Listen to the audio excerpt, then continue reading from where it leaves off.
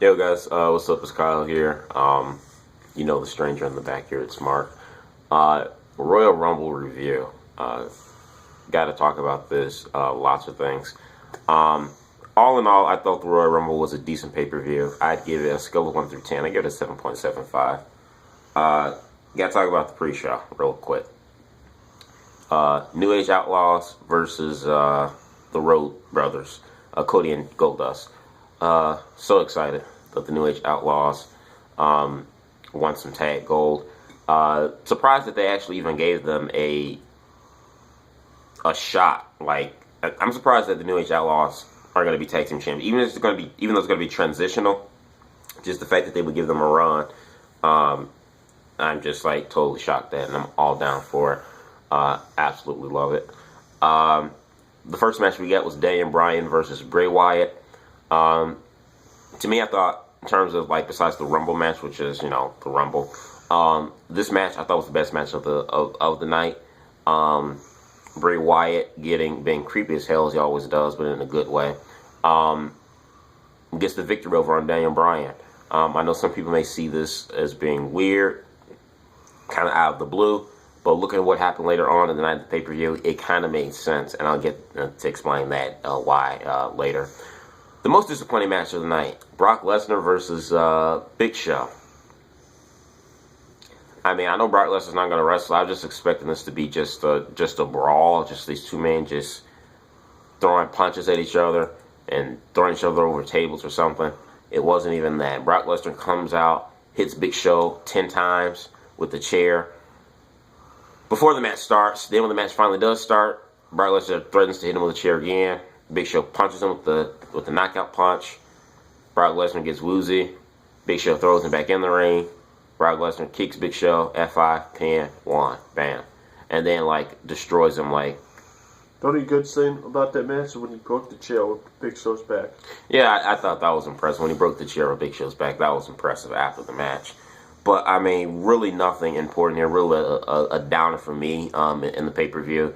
I guess the only thing that's amplified really is Brock Lesnar's dominance and how he just refuselessly just continued to beat Big Show. That's probably the only good thing that came out of this match. But other than that, this match was really nothing special, which was disappointing because I was looking forward to this match. Then you get to Randy Orton versus John Cena for the WWE World Heavyweight Championship.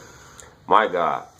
What made this match so interesting really wasn't those two participants, but it was the fans. The fans made this show awesome. And I will admit, the wrestling match itself, it wasn't bad. It was an okay Randy Orton John Cena match. You really can't say that this match was crappy. It wasn't their best match that they've had in all their feuds for so many years, but it still wasn't a bad match. It was decent. But the fans really made this interesting. When they first got into the ring, before the bell started, they chanted Daniel Bryan, Daniel Bryan. They chanted Daniel Bryan. Then they said, we want Bryan. Then they said, this is boring. Then they chanted, this is awful. And they only chanted these 4 things during John Cena and Randy Orton's match. And then you hear JBL say, well, that's the WWE fan universe for you. They can say whatever they want. They're excited. It's WrestleMania season. I'm just sitting there laughing my ass off because I'm like, no. Listen to your fans, WWE. They're not saying this because this is WrestleMania season. Everyone's just hyped and they want to chant whatever they want. They're telling you something. It's a message. People are tired of John Cena and Randy Orton. I'm not tired of Randy Orton as much as I am John Cena, but you get the gist of it. People are tired of those two. They want somebody new, and WWE would just not. They just do not want to listen. You get into the Royal Rumble match itself. I thought this match was pretty decent. The Royal Rumble in itself as a whole, you didn't have a lot of gimmicks and returns, with the exception of maybe Kevin Nash, who was a legend, and you had the one spot with JBL, which I thought was freaking hilarious. CM Punk coming in at number 1, really stuck it out all the way to the top 4, like I thought he would be.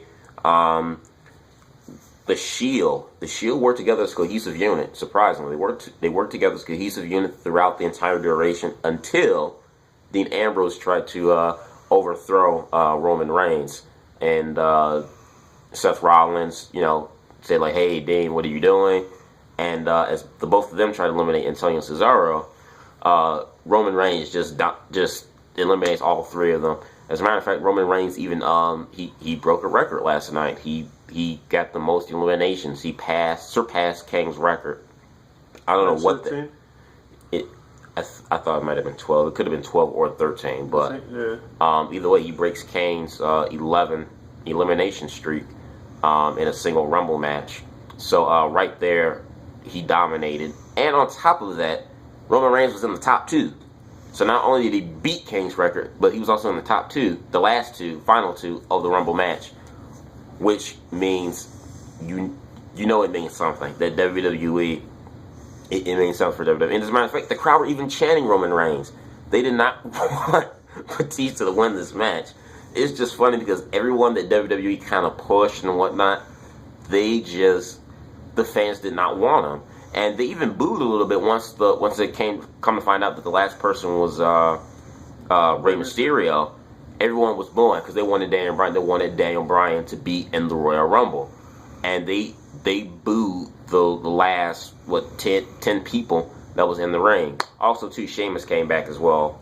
Glad my Celtic Warrior brother is back. But going back to the final 2 though, Roman Reigns gave a mean spear. I mean, Batista did a spear in midair when Roman tried to do the Superman punch. It was a little botchy, but Roman Reigns showed Batista how to do a real spear. I mean, just sacked him right in the middle. And then as he goes and takes Batista and tries to throw him off, Batista, I guess the momentum or whatever, takes Roman Reigns and tosses him out of the ring.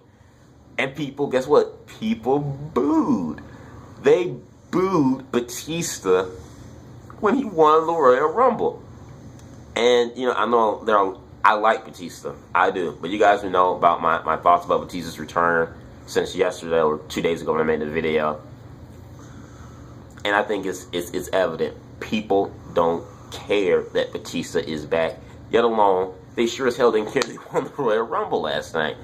And I know a lot of people give me hate for that, but it's the God honest truth. I think people have some people, not all, but some people have gotten used to Batista not being there for 4 years, and they've kind of moved on. So now that he comes back, and now that he's won the Royal Rumble, people are like, hold up, wait a minute.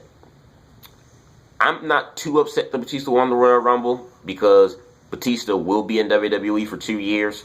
So it's not like he's going to win the Royal Rumble, do WrestleMania, and then be gone for 8 or 9 months. He's going to be here for 2 years. So for that aspect, I don't mind it too much. However, Batista was not my chosen guy to win it. It was Roman Reigns, CM Punk, or Daniel Bryan, one of those 3. So you guys let me know what you thought of the Royal Rumble pay-per-view. What were your thoughts on the matches, the pay-per-view as a whole? What do you think of Batista? And what do you think about that awesome crowd just booing Batista and not wanting him to win the Rumble, booing him after he won the Rumble, and booing and the chants and stuff that they were giving during the Cena Orton match? I think that's a sign right there to the front office that they need to put Daniel Bryan in the top spot. But anyway, I'm going to end it here. You guys let me know what you think. Leave your thoughts in the box below. Comment, subscribe, and do yourself a favor. Like this video. Peace.